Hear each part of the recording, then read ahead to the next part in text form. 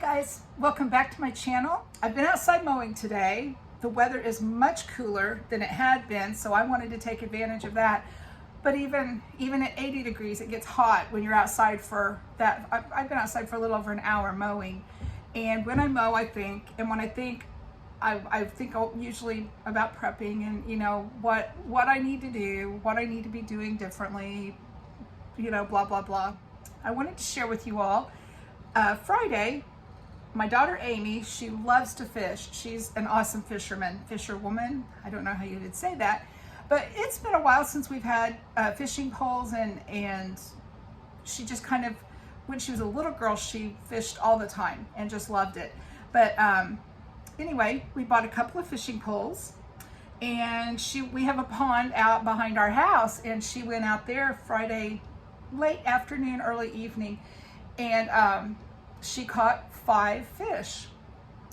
They weren't great big. I mean, they were like, the bluegill was, you know, I mean, they were small fish, but they were big enough to clean. And so Brent cleaned the fish for her, and we put them in a freezer bag, and they're in the freezer, and she'll keep fishing and catch more. And then when we have enough for a meal, we'll have a fish fry.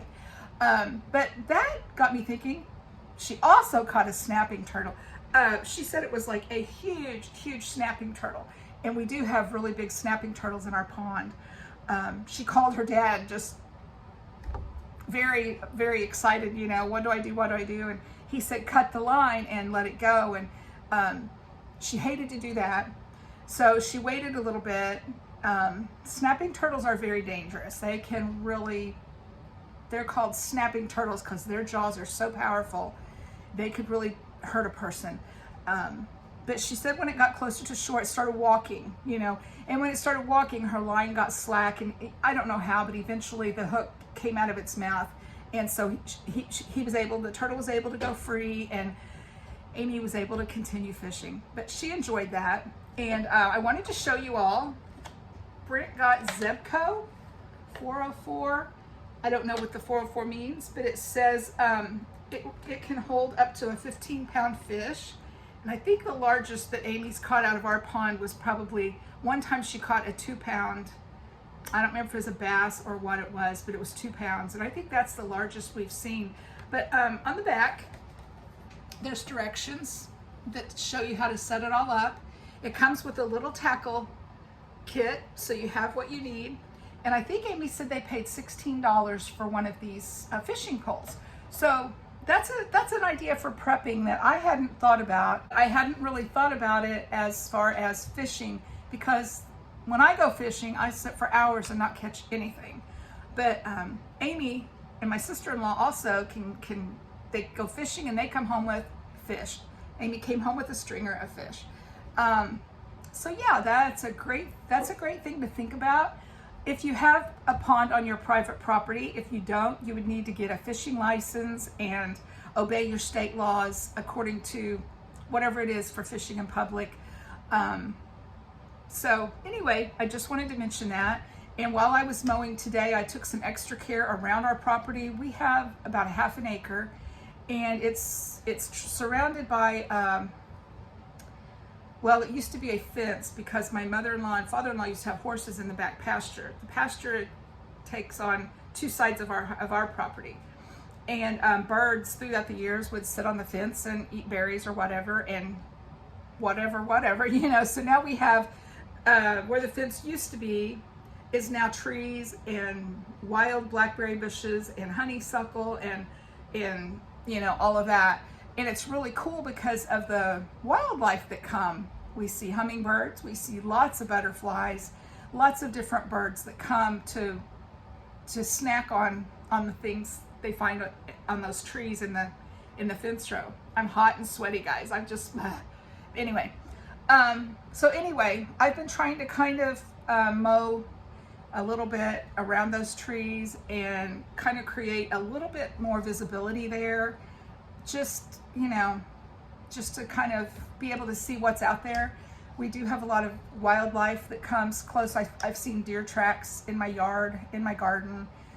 We have raccoons, we have possums, we have skunks, lots of feral cats in my area. So yeah, I was just mowing and thinking of that, and also along the lines of being a prepper, being prepared, taking good care of your property, making sure that your things are picked up and put away. You don't want anything out in view for someone to think they might want that to come on your property and help themselves and cause trouble then while they're on your property. So it's best to just keep things kind of out of sight, which we haven't always done a great job at that, but I think it would be a good thing that we probably need to do better. Also, I'm changing topics here, but it's very important. I feel like I don't have a lot of knowledge, or I don't really know what to say, but I'm going to say the same thing to you that I always say. I'm hearing of diesel shortages. I'm hearing of people in Colorado that their small community has no diesel and no premium grade gasoline. I've also heard from someone in Florida that there's no diesel, and truckers are spending a fortune to fill up their truck when they do find diesel, and then maybe don't have any work and not able to go make their trip, to earn their paycheck. So in my community, there are no shortages of diesel that I know of. And gas prices in my small town were $4.98 yesterday. And in the town where Brent works, it was $5.14 over there. So gas has come down just a little bit. Well, it's come down a lot because it got up to $5.69 in my town, and now it's down to $4.98. But that's happened very, very gradually, I don't know what to say about that, because I think it seems like every community, every area in our country is experiencing different things. So it's hard for me to tell you, oh, this is happening, you need to do this, this, and this. But I'll just say the same thing. This is you have to keep prepping. Keep going and keep going and keep going. If you don't have money to spend, there's a lot of things you can do that does not require money. Organize your pantry, clean up your property, make your list that you need for when you do have that extra money. Decide how you're going to prep. Are you going to do a $20 a week prepping haul? There's a channel, Amy and Ashley on Martin Midlife Misadventures. They designate $20 every week to their prepping pantry, and they do $20 prepping hauls, and then they share that on their channel. A flat. Sorry, I'm hoarse. I've been outside. Allergies, I guess. Hang on just a second.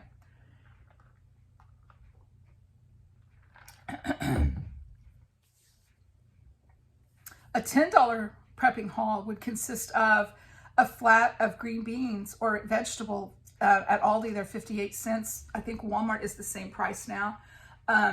12 cans in a flat, and maybe a couple of jars of spaghetti sauce and a couple of pounds of spaghetti, and that would cost around $10.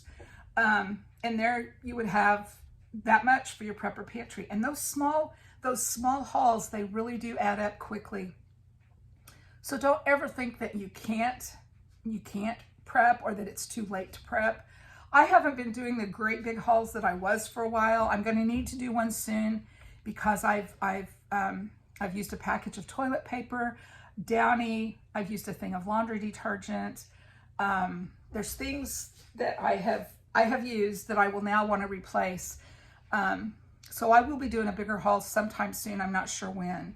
So I just want to encourage you all to keep on doing what you're doing. Get that little notebook. Notebooks aren't very expensive at all. Get you a notebook and make your lists, make your menu plans. Even I've said this before, and this is my strategy. I try to save money on my grocery budget and use that extra money that I've saved to purchase things for my prepper pantry. That works great for me. And the best way to save money on groceries is to plan your meals and stick to your meal plan. Use your leftovers. Stop eating lunch at work. Take your lunch from home. Use leftovers for lunch the next day at work. Brent takes a little container of leftovers from whatever we had for dinner the night before. Sometimes he takes a lunch meat sandwich. But we figured that by doing that, he figured that the prices have gone up in the cafeteria so high now, it costs him about almost $10 a day to eat at work. So that's $50 a week. That is $200 a month that I can save if I can remember, and get a lunch packed for him to take to work the next day. So there's $200 a month for me to use toward my prepper pantry. So you get the idea. Watch my older videos and see how I do all of that. Speaking of watching my older videos, I would like to thank everyone for watching my videos. Thank everyone who has subscribed to my channel. And if you haven't subscribed yet, I would love to have you as a part of my channel. I think my subscribers are at 810 right now.